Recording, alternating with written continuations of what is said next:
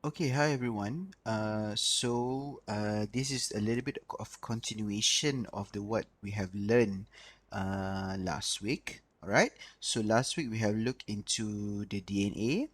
We have looked into what is the structure of the DNA, what are the nitrogenous bases in DNA, and also we have looked into how are we going to do the amplification of our DNA via polymerase chain reaction.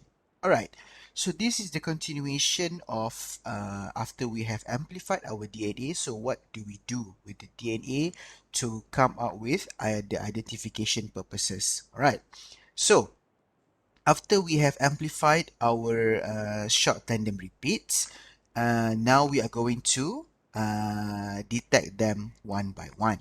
All right. So the process of identification begins with electrophoresis. Okay. What is electrophoresis?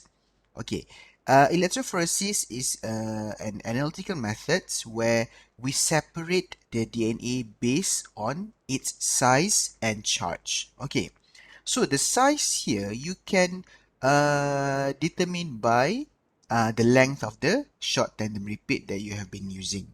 Okay, and the charge, okay, DNA would always have a negatively charged due to the presence of phosphate groups as the backbone of the DNA. Okay, so now you know that DNA can be separated based on the size and the charge. The charge always negative, the size would depend on the STR used. Alright, so the DNA will be placed in a gel and electricity will be subjected to the gel. Okay, so how does this goes? Alright, so you imagine that you will have the charges here. You will have a negatively charged electrodes and a positively charged electrodes. Alright, you put your gel.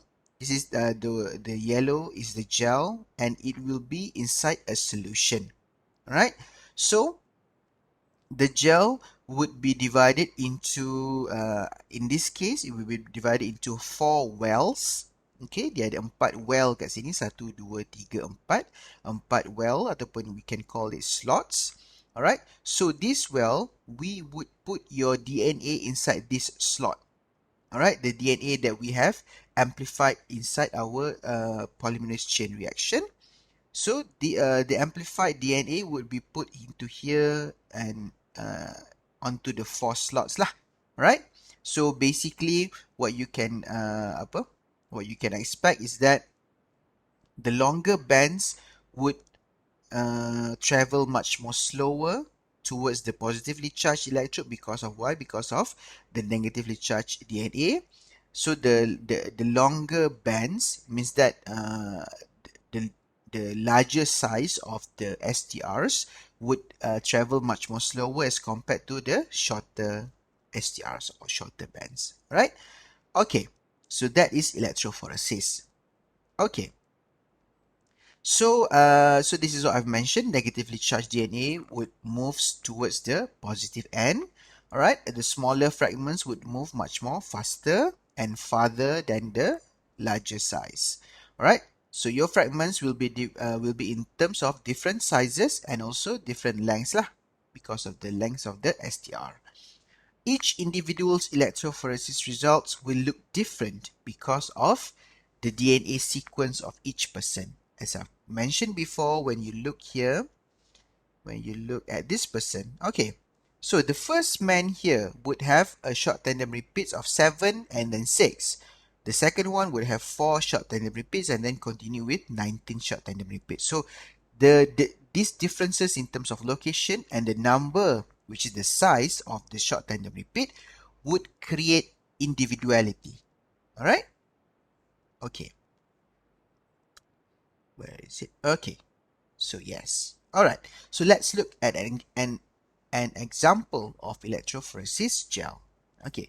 So this is the bands from the blood stain that we have recovered from the crime scene.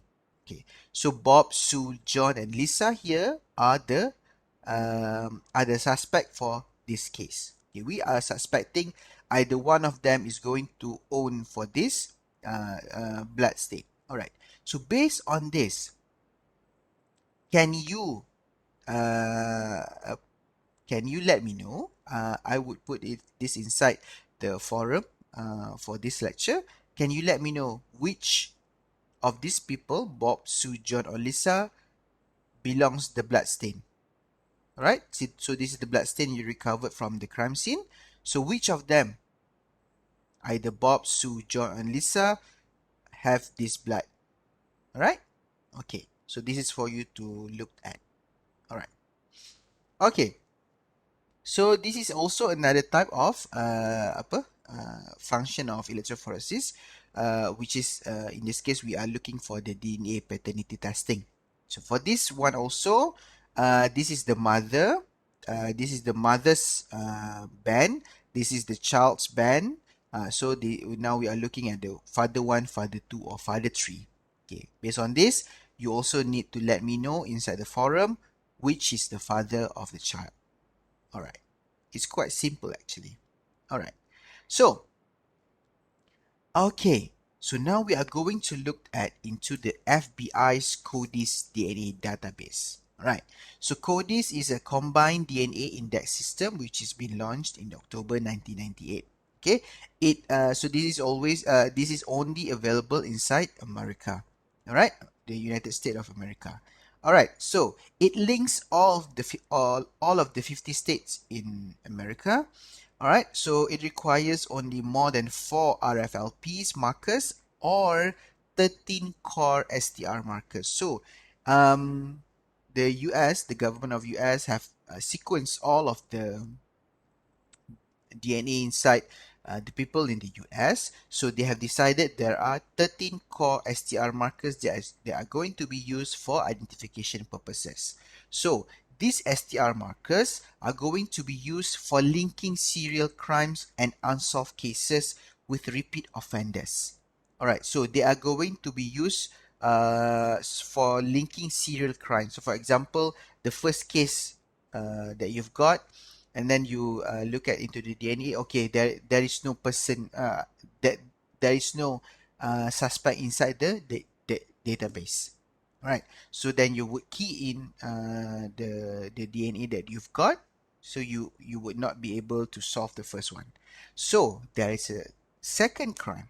So for the second crime, then you notice that the DNA that you've got from the second crime linked to the first crime.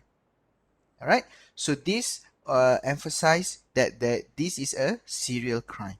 Okay, it crimes that continues from one cases to another cases. All right. And this is also done for repeat offenders. Means that for the first case, okay, now you have determined the suspect, and then you would get his or her DNA, and then you would put into the database. All right. And then the second crime happens. So the second crime, you notice that it belongs to the offenders that you've got firsthand for the first cases. All right. All right. So these are the 13 core STRs that's been used by FBI for the identification of Americans. Alright, so TPOX, D3S1, macam-macam lah nama dia. TH01, VWA. So there are 23 chromosomes kan inside the humans. So each of the chromosomes and the STRs, the short tandem repeats that I've been using, ni lah 13. Alright. So this is an example lah for you to be able to look at. So this is the evidence. Alright. So the evidence looks like okay 15, 18, 17, 19 dia punya location, and then you have suspect 1 and suspect 2. Alright. So when you look at okay suspect 2 here fulfills all of the peaks at the evidence. So straight away you would say that suspect 2 is the owner of the DNA lah that you have required as evidence. Alright. So yeah, I think that's all for forensic serology and DNA. So this is the last part. So on the next video, we are going to look at into pane and glass. And then the next chapter, the last chapter is for document analysis. Alright, thank you everyone.